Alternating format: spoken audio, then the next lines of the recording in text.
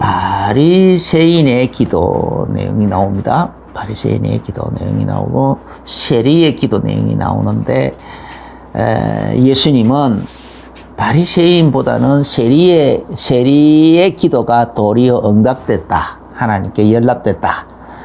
그렇게 말씀하셨어요. 그래서 바리새인의 기도와 세리의 응답받는 기도, 이런 제목으로 오늘 말씀을 보겠습니다.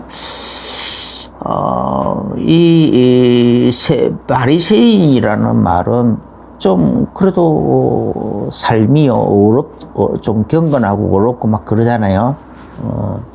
그 기도 내용 할 때 보면은 자기는 그래도 이런 일을 하게 돼서 참 고맙고 감사하다. 나쁜 일들로부터 다른 그런 또 자기 자신을 지켜서 분리시키고 그리고 거기에 구별하고 참 그런 거 감사하다. 그런 기도했는데 그 기도가 더 하나님을 기쁘시게 할 것 같고 하나님이 아주 축복하실 것 같아 보이는데 그렇지 않아요?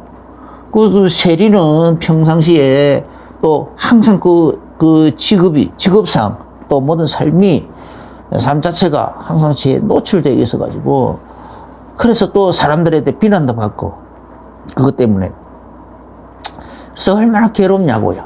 그래서 그냥 감히 하늘을 우러러보지도 못했다 그래서 그 정도로 스스로도 부끄럽고 창피하고 자기 그렇단 말이에요. 그래서 그냥 불쌍히 여겨달라고, 제발 나를 좀 불쌍히 여겨달라고, 그 말밖에 못했어. 그런데 하나님은 세리의 기도보다는 이런 바리새인의 기도보다는 이런 세리의 기도를 더 이제 기뻐 받으셨다는 얘기죠. 우리 삶을 보고 우리 생각의 근간들을 이렇게 가만히 살펴보면요. 이런 세리의 기도적 요소보다는 바리새인이 기도하는 이런 요소가 더 많아요. 바리새인의 기도 내용, 그런 요소가 우리 속에도 참 많이 있습니다. 우리 생각의 근간을 바꿔야 돼요.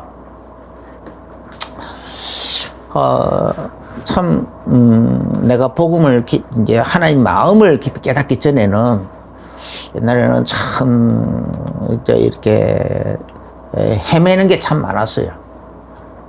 어떤 때는 내가 막 복음 이제 성경 공부도 열심히 하고 또 복음도 많이 깨달아지고 아는 것도 많고 성경도 많이 읽었고 막 그리고 기도도 많이 하고 금식도 많이 하고 그럴 때는 자신이 만만해서 막 자신감도 생기고 막 그래서 그럴 때는 이제 막 귀신을 쫓아낼 때도 아주 자신감을 가지고 쫓아내기도 하고 기도할 때도 막 하나님께서 막 이렇게 저렇게 내가 기도하면 반드시 이렇게 응답해 주실 것이다. 그런 자신감이 가득해가지고 기도하고 그랬어요. 그런데 어떤 때는 기도가 즉각 응답이 되기도 하고, 어떤 때는 권세와 능력이 바로 즉각 나타나기도 하고, 근데 또 어떤 때는 잘 안 되는 거예요. 그냥 자신만만을 가지고 하는데 어떤 때는 또 잘 안 되는 거야. 그래서 그래도 또 어떤 경우는 아예 내 기도에 하나님께서 완전히 그냥 내 기도가 외면받는 것 같은 그런 느낌이 들어요. 쉽게 말하면 무응답이 온단 말이에요. 응답이 아예 없어. 그런 경우가 생겨요. 이런 것들이 구별이 안 되는 거야. 도대체 어떤 경우에, 무엇 때문에 이런 현상이 일어나지? 네. 도대체, 그래가지고, 이제, 그게 정확하게 구별되고, 구별이 안 되어지니까, 자꾸 내가 이제 혼란이 오는 거죠, 혼란이. 도대체 뭐야? 도대체 하나님은, 나에게 말이야, 뭘 원하시냐 말이야. 어떤 데는 되고, 어떤 데는 안 되고. 도대체 그 기준이 뭐냐? 자꾸 혼란이 오고, 혼선이 오고, 막 그랬어. 그러니까 이제, 그렇게 이제 지내왔는데, 이렇게 이제, 이 참,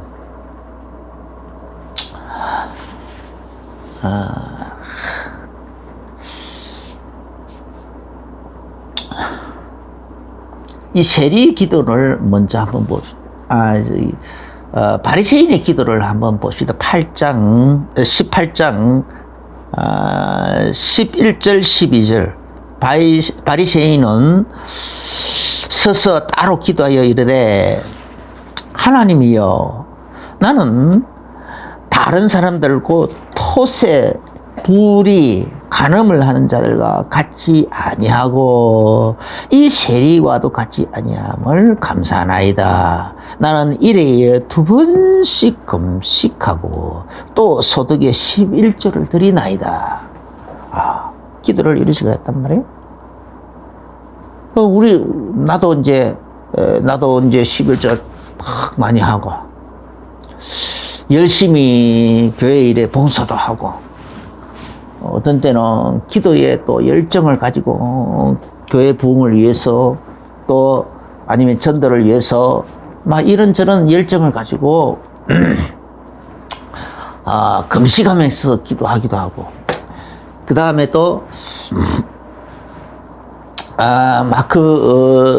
철회하면서 기도하기도 하고 막 어떤 때는 막 기도원에 가서 기도하기도 하고 막 산에 가서 또 혼자 또 산에 올라가서 막 기도하기도 하고 이런저런 그런 일들을 참 많이 했단 말이야.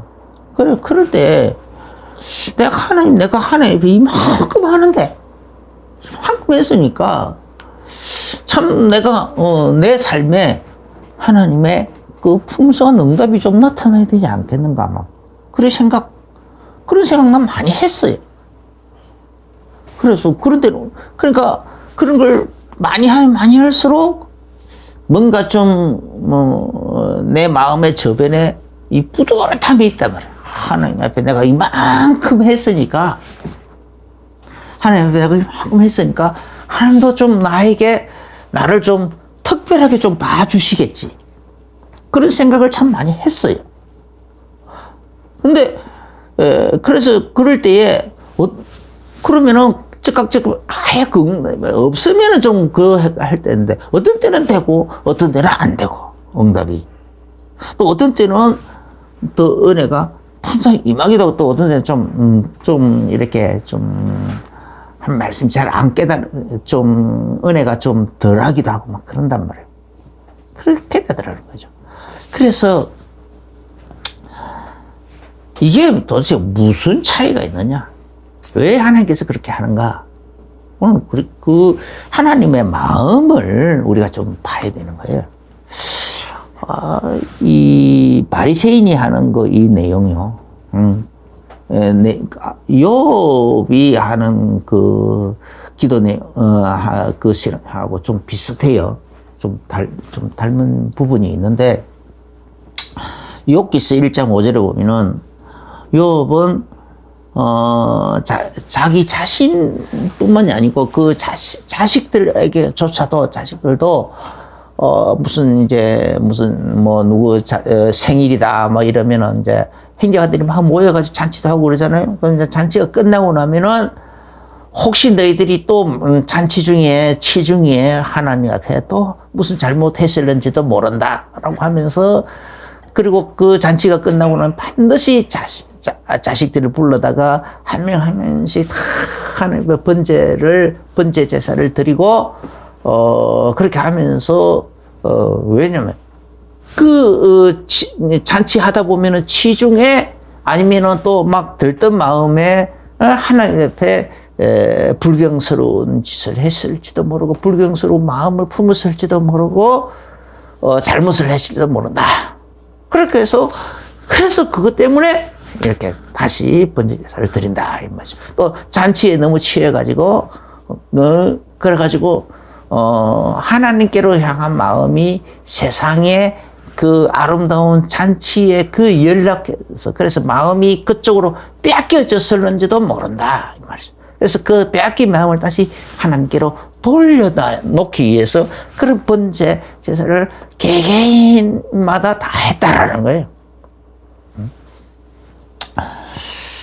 그 1장 5절에 그들의 차례대로 잔치를 끝내면 욥이 그들을 불러다가 성결하게 하되 아침에 일어나서 그들의 명수대로 번제를 드렸으니 이는 욥이 말하기를 혹시 내 아들들이 죄를 범하여 마음으로 하나님을 욕되게 하였을까 함이라.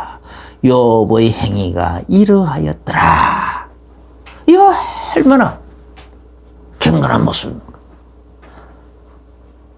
그러니까 그들 보기에는 하나님께서도 사단 앞에서 이 욥의 이 경건한 이 행위를 하나님이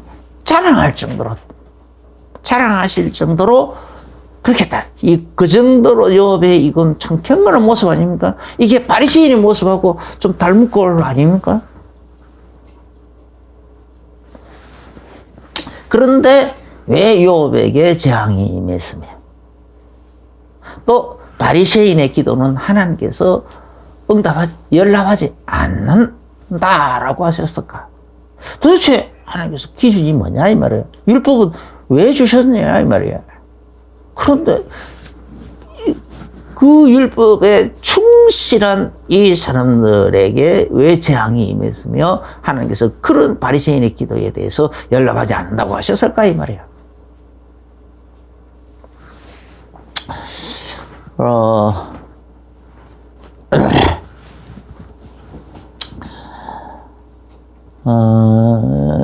이렇게 살다 보니까 신앙생활을 하다 보니까요. 내가 하나님을 사랑하면 하나님의 사랑을 깊이 체험하고 그 체험 속에서 나도 하나님을 사랑하고 싶은 마음이 막 이렇게 내 마음 깊은 곳에서 막 우러나오기 시작할 때는요. 하나님을 막 더 사랑하고 싶은데 너무 내가 하고 있는 일이 자꾸 부족하게 느껴지는 거예요. 부족하게 느껴져요. 다른 사람이 볼 때는 내가 하나님을 향하여 정말 열심이라고 하고 교회 일에 열심이고 하나님 일에 열심이고 다른 사람들은 다 칭찬하고 있는데 내 마음은 항상 부족한 거야. 부족하게 느껴지는 거야. 그래서 늘 부족하게 느껴져요. 항상 막 그죠? 교회 일에도 부족하게 느껴지고 하나님의 일에도 부족하게 느껴지고 하나님을 사랑하는 그 마음도 부족하게 느껴지고 하나님을 사랑해서 하는 여러 가지 행동들도 부족하게 느껴지고 하나님을 사랑해서 또 전도 일에 헌신하는 일에 하나님의 일에 헌신하는 일에 이런 것에도 모든 것에서 다 부족하게 느껴지는 거예요. 다 부족하게 느껴지는 거예요. 그래서 그런 때는 기도를 하면은 늘 그냥 하나님 앞에 내가 이것도 못했고 저것도 못했고 하고 싶은 것을 다 못했으니 하나님 앞에 늘 부족함이 느껴져서 죄인처럼 느껴졌다고 여기셨다니까요. 늘 그렇게 여겨졌어요. 그런데 이것이 그래서 사도 바울도 그냥 나는 죄인 중에 괴수다 그렇게 했잖아요. 아마 이런 차원에서 그렇게까지 했어요. 원래 또 핍박자였지만은, 그거 이미 하나님께서 이미 다 받으셨잖아요. 그럼에도 불구하고 사도 바울이 늘 나는 죄인 중에 괴수다. 라고 하는 거는 이런 차원일 거예요. 하나님 더 사랑하고 싶은데. 하나님의 일에 더 헌신하고 싶은데. 하나님을 더 사랑하는 것을 더 많이 표현하고 싶은데. 그게 제대로 그 삶에서 제대로 표현이 잘 안 되고 헌신도 잘 안 되어지고 늘 부족함이 느껴져서 죄인 중에 괴수라고. 받은 사랑보다는 내가 그 받은 사랑에 하나님 앞에서 이렇게 보답하는 것이 너무 부족하게 느껴지니까 죄인처럼 보여지고 느껴지고 그래서 죄인 중에 괴수다라고 이렇게 막 많이 받았는데도 제대로 안 드리고 있으니 죄인정의 개수다라고까지 하지 않았을까라는 생각이 들어요. 이게 부모 효도가 비슷해요. 진짜 효도는요. 막 내가 이거 했다 저거 했다 막 내세우기 시작하면 나는 부모 이것도 해주고 저것도 해주고 막 이렇게 내세우면 그건 이미 그저 제대로 된 효도를 하고 있는 것이 아니에요. 마음에서 우러나는 효도가 아닌 거예요. 진짜 부모를 사랑하고 있다면 이것저것을 다 해주고 있어도 늘 부족한 게 느껴지는 거예요. 그냥 제대로 못 해주고 그래서 늘 뭔가가 부족하게 느껴져. 그래야 제대로 된 효심인 거예요. 그죠? 효도의 마음 자세란 말이에요. 또 그런가 하면요. 또 하나님께서 왜 욥의 이 행위들 또 바리새인의 이 행위들, 이 기도를 하나님이 그렇게 안 기뻐하셨을까? 또 하나의 예를 들어본다면요. 자식이 너무 잘나가지고 부모의 보살핌이, 그죠? 부모의 부모의 희생이나 보살핌이나 이런 것이 필요 없는 자식 있잖아요. 그럼 그냥 필요 없다고, 자식이 다 필요 없다고 해버리면, 필요 없다고 하면, 그 부모는, 뭐랄까, 다른 사람들 앞에서는요, 부모님은 뭐냐면, 이제 내 자식 다 컸네. 이제 내 손길이 필요 없네. 내가 도와줄 게 아무것도 없네. 부모님은 이제 그렇게 말하면서 마음속에 어느새 마음이 비어져, 텅 비어져요. 이제 얄미워져요. 자식이 내 도움이 필요 없고, 그래서 내 도움이 필요 없다고 말하는 그 자식의 모습을 보면서 얄미워진다니까. 그래서 부모, 보살핌의 손길이 필요 없다고 느껴지는 그래서 다른 사람들 앞에 가서는 내 자식은 이렇게 잘나가지고, 이렇게 잘나서 돈 너무 많이 벌고, 뭐든지 다 잘나서, 내가 또 저렇게 아무것도 없다. 아주 잘나서, 이렇게 자랑은 하고 다니는데, 마음은 씁쓸해지는 거예요. 마음은 씁쓸해지는 거예요. 그래서 내 사랑을 쏟아부을 다른 대상을 찾아다니는 거예요. 그래서 옛날에는, 그 대상을 이제 봉사가 필요한 여러 기관들 많이 있잖아요. 양로원이라든지 고아원이라든지 또 아니면은 가난한 사람들 동네는 이런 데 가서 그렇게 봉사하기도 하고 아니면은 외국에 어떤 외국까지 나가서 봉사 단체라든지 그런 곳에 가서 봉사하기도 하고 그렇게 한다고. 왜냐면 자식에게 섭섭함이 느껴지니까. 자식이 너무 잘난 자식이다 보니 자식을 향하여 줄 게 아무것도 주고 싶은데 자식은 필요 없다고 안 받는 거야. 받아들일 마음 하나도, 받아들일 그 마음의 틈이 하나도 안 보여져요. 그러니까 얄미워져 버리고 남들 앞에 나가서 자랑은 하는데 씁쓸한 거야. 이제 이렇게 사람들이 늘 하는 말이 있잖아요. 자식은 품 안에 있을 때 진짜 자식이다. 품 안에 있을 때는요, 내 품 안에 있을 때는 늘 내 보살핌이 필요하잖아요. 그때 부모로서의 최고의 만족스러운 순간인 거예요.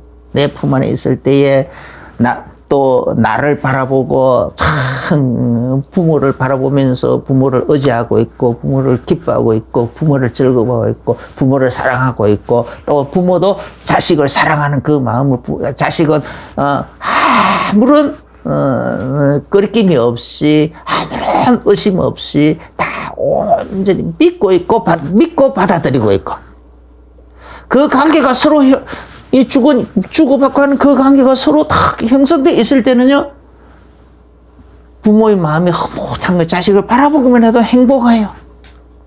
그 품 안에 안고 있으면서 부모로서의 행복이 있고 보람도 있고 그렇다.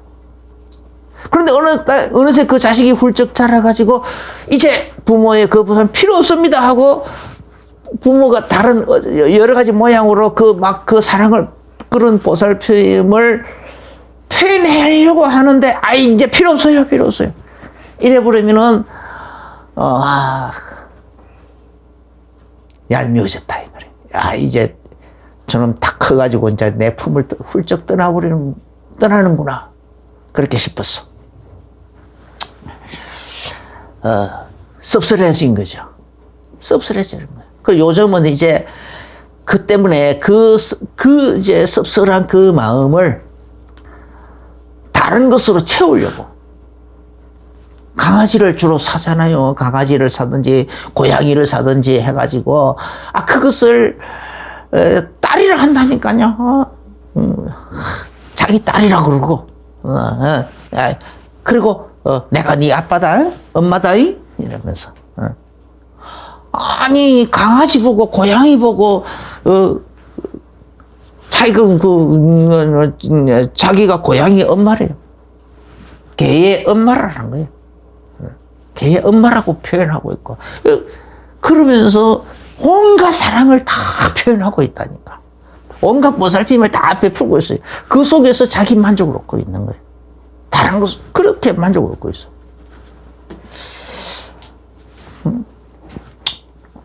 내가 그 교회를 처음 서울에서 개척을 해왔는데 그때 차가 없었어요. 그 명절 때에 어렵게 이제 이렇게 대중교통을 이용해서 이제 명절 때에 시골에 갔더니 제 부모님들이 이제 마치고 이제 이렇게 다시 이제 출발해서 이제 돌아오려고 하니까 부모님들이 다른 집 새끼들은 차를 가지고 와가지고 막 차에다가 막 이것저것 잔뜩 싣고 가던데 우리 집 새끼 그런 것도 하나 손에 뗄랑 한 몇 개 이렇게 들고 가서 그게 뭐냐 이 집에는 온 사방이 다 막 먹을 것이 막 넘쳐나고 썩어 나자빠지는데 하나도 가져가 손에 몇 개 딸랑딸랑 그거 들고 가서 그게 뭐냐 그렇게 말씀하시더라고요. 집에 가면은 다 사서 먹을 거 아니냐 말이야. 이렇게 다 썩어 나자빠지고 이거 좀 가져가면 얼마나 좋으냐고 그러시더라고. 그리고 이제 그 다음에는 내가 이제 차를 하나, 중고차를, 봉고차를 하나 샀어요. 그래가지고 가져갔더니, 그 차가 좀 많이 험악했어요. 그런데 그 차가 그 모습이 험악하든 안 하든 그건 상관없이 갔더니 이제 그때 막 그 차 뒷바퀴가 약간 납작해질 정도로 막 우리 이것저것 다 실어주시는 거예요. 맞지만 막 이 고추장에서 고추장, 된장, 간장 뭐 말할 것도 없고 뭐 채소까지 뭐 온갖 것을 다 실어가지고 얼마나 꽉그 장문을 실었든지 이렇게 타이어가 이렇게 차가 뒷부분이 약간 내려앉을 정도로더라니까. 그렇게 싫고, 이제 우리가 이제 이렇게 출발을 이제 이렇게 하니까, 이렇게 백미러를 딱 보니까, 우리 부모님들이 그렇게 잔뜩 싫고, 그렇게 이제 이렇게 출발한 그 모습을 보고 아주 한 미소를 이렇게 얼굴에 험한 미소를 품고 그렇게 그래가지고 아주 가득한 그런 얼굴로 험한 미소를 이렇게 지으면서 그렇게 떠나는 우리 그 모습을 그렇게 보고 계시더라니까요. 근데 그걸 보면서 이거구나. 부모의 마음이 저런 것이구나. 느껴지더라니까요. 이게 바로, 그러면은 그 부모의 그 마음은요, 하나님 하나님의 마음의 거울이라니까. 하나님의 마음도, 하나님도 우리에게 똑같은 마음이에요. 부모님의 그 마음이 하나님의 마음을 비추는 거울이었어요. 부모님과 자식 사이는 하나님과 우리와의 사이에 대한 거울이라니까. 하나의 거울로 주신 그런 관계예요. 하나님의 구원 계획은 창세 이전부터 하나님께서 우리들에게 사랑을 베풀 존재로 우리를 만드신 거예요. 그죠? 하나님 아버지의 사랑과 예수 그리스도의 대속의 희생으로, 그리고 성령님의 사사건건 보살핌.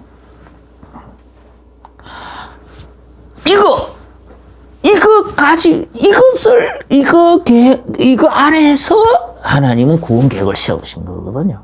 우리를 예정하고 작정하고 그 가운데서 하나하나 섭리해 오신 거예요. 지금도 하나님이 이거 따라서 섭리하고 계신 거예요. 지금도 보살피고 계시는 거예요. 그런데 하나님 그 마음을 몰라주고 바리새인은 자기 오를 내세우는 거예요. 하나님은 지금 하나님 아버지의 마음은 자기 아들까지 우리를 구원하기 위한 자기 아들까지 아낌없이 내어주시는 하나님의 사랑을 지금 우리들에게 표현하고 싶어 하시는 것이고, 예수님은 자기 몸을 죽는 데까지 내어주시기까지 우리의 자기 몸을 희생제물로 내어주시려고 하시는, 희생제물로 내어주시려고 하시는 그 그죠? 희생적인 사랑. 그것을 예수님은 지금 표현하려고 하시는 거예요. 표현하시려고. 우리에게 그걸 아낌없이 그런 식으로 베풀어 주려고 하는데, 바리새인의 기도는 뭡니까? 바리새인의 기도와 이욥의 기도는 자기 죄의 깊은 것을 못 본 거예요. 정말로 하나님 앞에 진짜, 그래서 하나님의 이 사랑이 필요 없을 정도로 자기는 경건하다. 자기의 경건으로, 율법을 까짓게 행하는 자기의 경건함을 통해서, 경건한 그 삶을 통해서 자기 오를 탁 세워 나가겠다고 지금 하고 있는 거예요. 그래서 기도할 때도 그걸 내세우는 거예요. 하나님, 내가 이렇게 하고 저렇게 하고 이렇게 금식도 하고 이렇게 죄로부터 내 자신을 정결케 하고 내가 이렇게 또 열심히 헌신도 하고 다 하고 있습니다. 하나님 앞에 기도를 그렇게 하고 있는 거예요. 그런데 예수님은 그 바리새인들 보고 이제 소경의 눈을 뜨게 했을 때에 예수님께서 그래서 그게 대해서 비난하고 막 그래 하니까, 너희들이 본다고 하는 거로 오히려 죄가 더 있다 이거야. 이 문득 소경들아 이거야. 볼 것은 못 보고 있다라는 거야. 바리새인들 보고 자기 죄를 제대로 보지 못하고 있는 거예요. 지금 자기가 얼마나 큰 죄인인지, 하나님 앞에 얼마나 부족한지 못 보고 있는 거예요. 진짜 하나님을 사랑한다면 자기가 하나님 앞에서 얼마나 부족하고 얼마나 자기의 경건 생활이, 자기의 율법 준수의 그 삶이 하나님 앞에서 많이 못 미치고 많이 부족한지, 진짜 효도를 하려고 하면 할수록, 정말로 마음에서 우러나는 진짜 효도를 하려고 하면 할수록 부모님 앞에 못하고 있는 부분이 더 많이 보이거든요. 늘 부족함이 느껴진다고요. 그와 똑같이 내가 하나님을 진짜로 사랑하려고 하면 할수록 하나님 앞에 부족함이 늘 보여지는 거예요. 그렇게 돼야 되는 거예요. 그런 속에서 나오는 기도가 하나님 기뻐하시는 기도거든요. 하나님 그런 기도를 들으시려고 하고 있는데, 이 엉뚱하게 말이에요. 자기 의를 내세우고 있으니 하나님 이 사랑이 필요 없다라는 거 아니냐 말이에요. 하나님 아버지의 사랑도 필요 없고 예수 그리스도의 희생도 필요 없고 성령님의 이 보살핌도 필요 없다라는 거야. 그런 뉘앙스를 풍기는 기도를 하고 있지 않느냐 이 말이에요. 이게 바리새인의 기도에 기도 그 속에 담겨져 있는 그거잖아요. 그 어떤 그런 요소가 그래서 욥의 기도는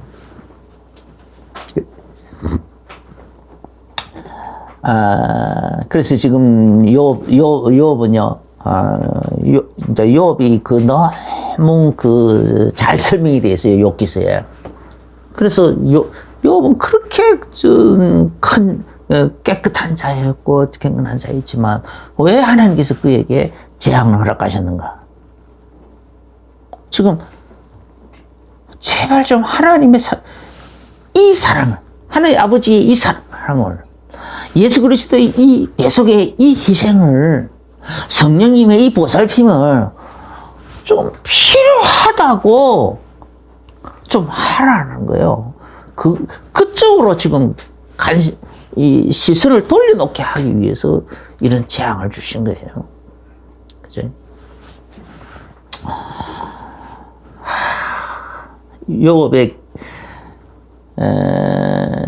욥기서 32장 1절에 보면요.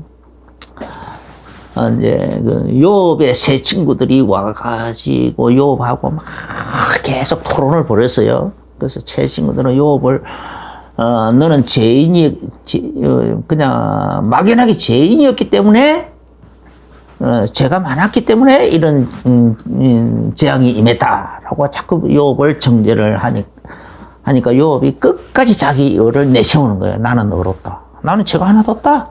그런데 하나님께서 나를 이유 없이 이렇게 나에게 재앙을 내는 거다. 그렇게 이제 하니까 32장 1절은 그 얘기거든요. 욥이 자신을 의인으로 여김으로 그래서 그것을 이 욥의 세 친구들이 꺾지를 못했어요. 설득을 못했어요. 그래서 욥의 세 친구들이 이제 포기하고 물러나 버리니까 이제 욥기서 33장부터서는 이 엘리후라는 젊은 사람이 복음을 가지고 이 욥에게 팀 사역을 하는 거예요.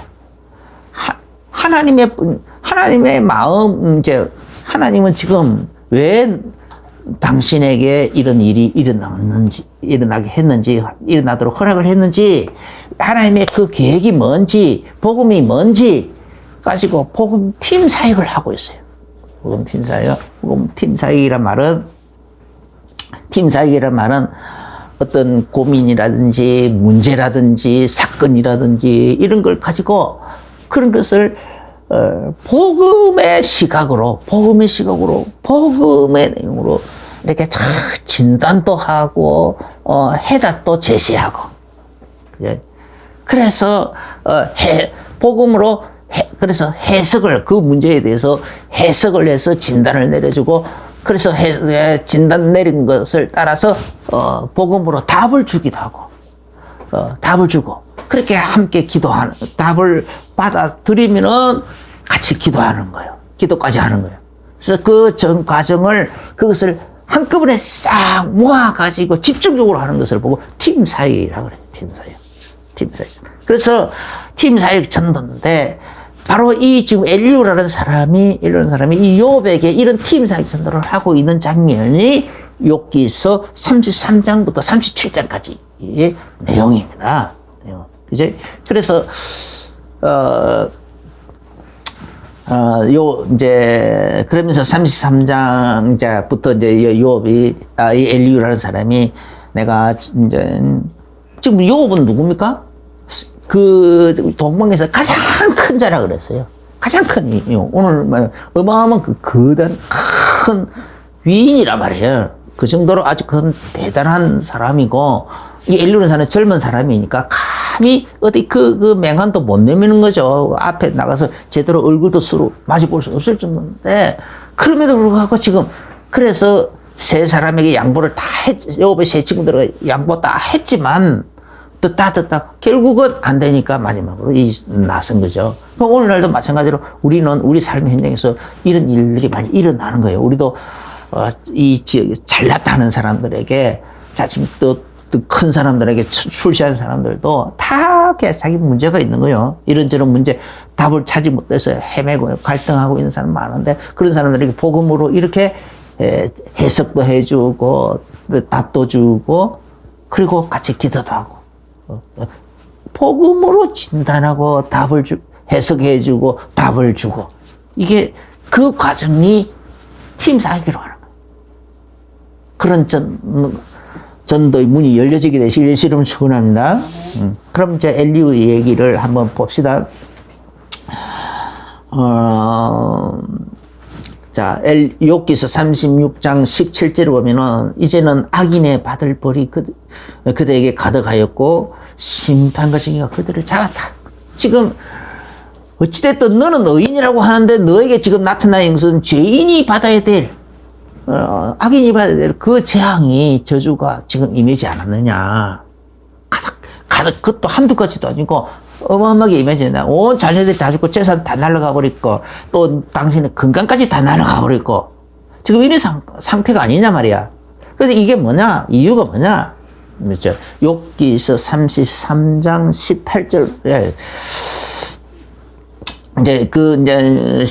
거기 이제 쭉 얘기합니다. 하나님은 처음에는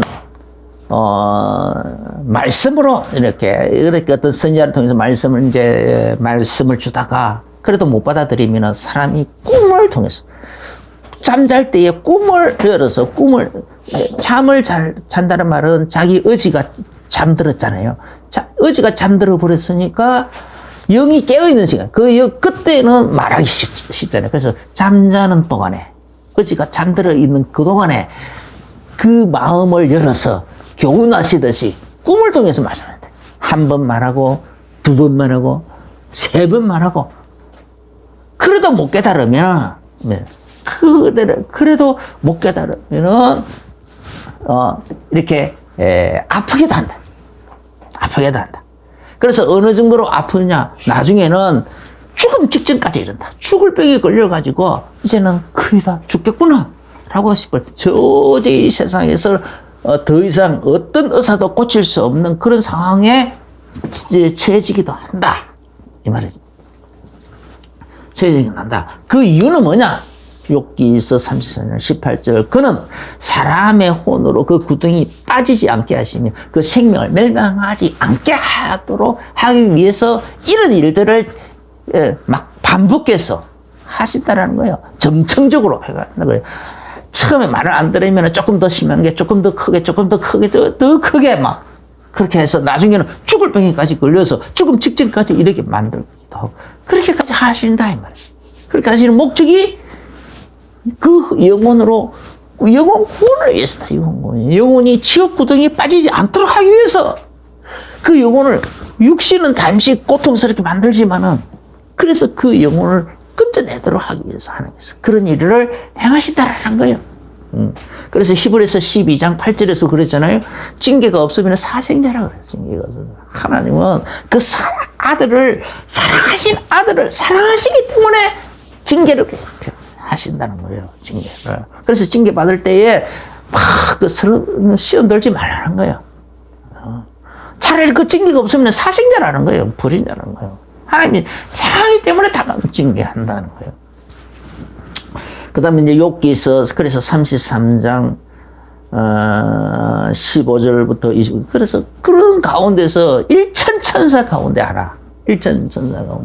하나가 나서서 일천천사 가운데 하나가 나서 가지고 그가 해야 할 일을 정당히 해야 할 일을 이렇게 딱 내세우시자 하면 하나님은 내가 대속물을 얻었다면서 여기서 대속물 작업이 나오는 대속물이 일천천사 가운데 하나가 또 나서면 하나님이 대속물을 얻었다 하면서 그 사람은 살리겠다는 거예요. 그 사람을 구원하고 그 병든 부분을 다시 깨끗이 고쳐가지고 다시 그 살을 어린아이처럼 연하게 만들고 다시 그 건강도 회복시키고 소생시키고 그 삶도 모든 것을 다 하나님이 육신에서부터 삶에서부터 그 생활 환경까지도 다 고치시겠다는 거예요.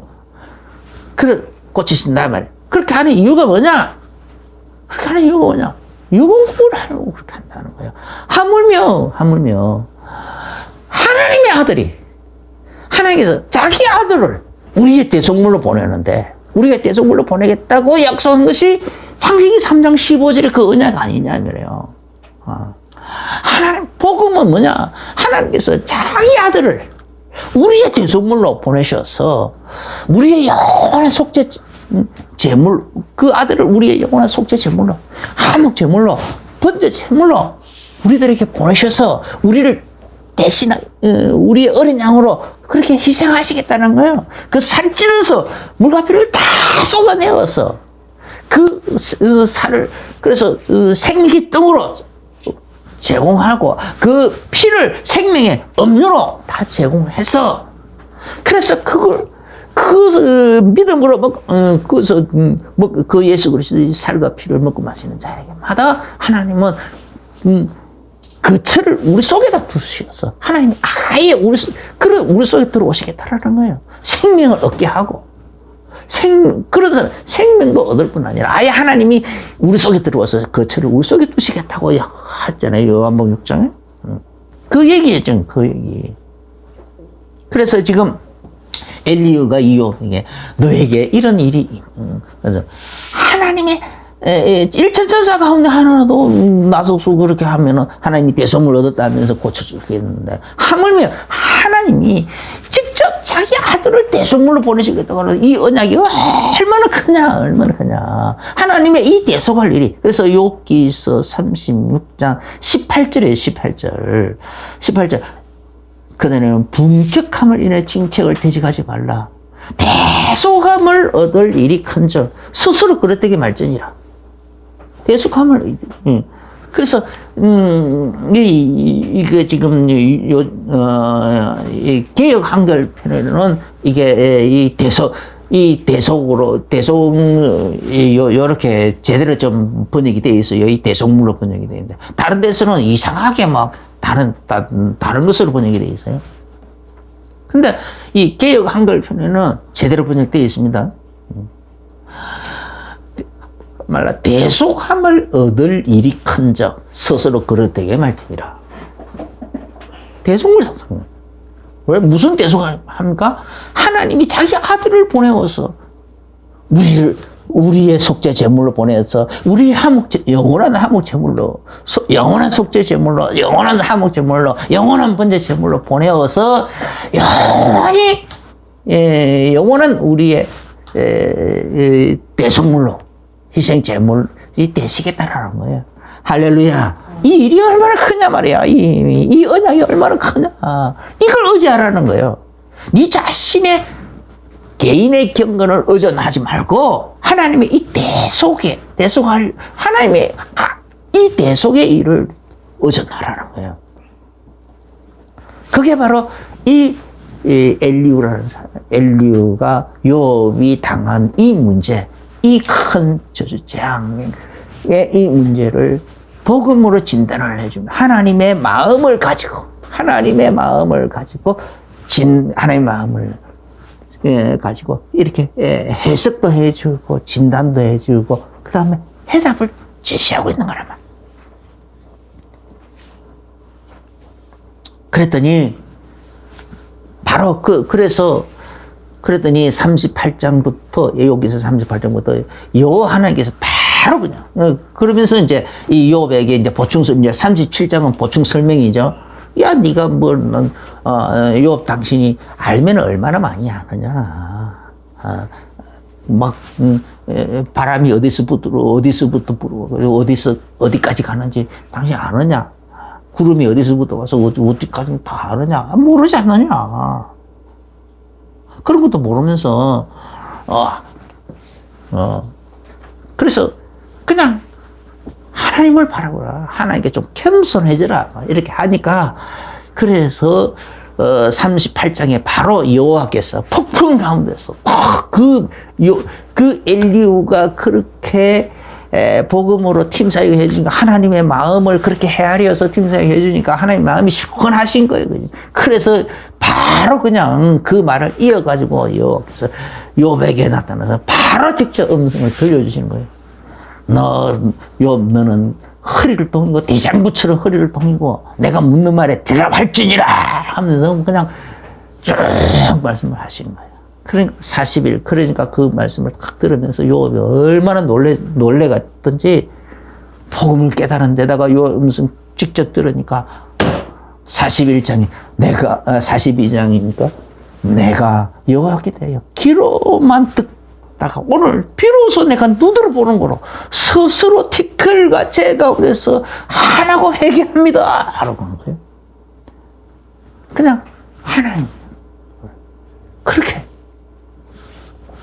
오늘도 우리가 이런 하나님의 사랑에 대해서 정말로 새롭게 눈이 열리고 마음이 열려지고 그래서 온전히 하나님을 기쁘시게 하는 그런 삶으로 돌이키게 되시길 예수 이름으로 축원합니다.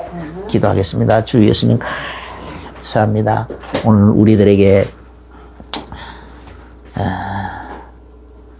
왜 정말로 경건에 뛰어났던 바리새인의 기도는 하나님이 연락하지 않으셨고 기쁘게 연락하지 않으셨고 참 세리의 기도는 그렇게 연락하셨는지 그 이유를 설명해 주신 참 감사합니다. 우리가 복음의 깊은 것에 하나님이 그 마음에 헤아린 것에 깊이 마음이 열려지게 하여 주옵소서. 깨달아지게 하여 주옵소서. 그래서 이제는 하나님을 기쁘시게 하는 마음 돌아오게 하여 주옵소서. 예수님 이름으로 기도합니다. 아멘. 이제는 우리 주 예수 그리스도의 크신 은혜와 하나님 우리 아버지의 지극하신 사랑하신 그 성령님의 내주 인도교통 충만하신 그 은혜가 오늘 말씀을 받으면서 아멘으로 받아가며 마음의 중요한 결론과 결단을 내리며 나가는 모든 성도님들에게 이제로부터 영원까지 항상 함께 계실지어다. 아멘 아멘.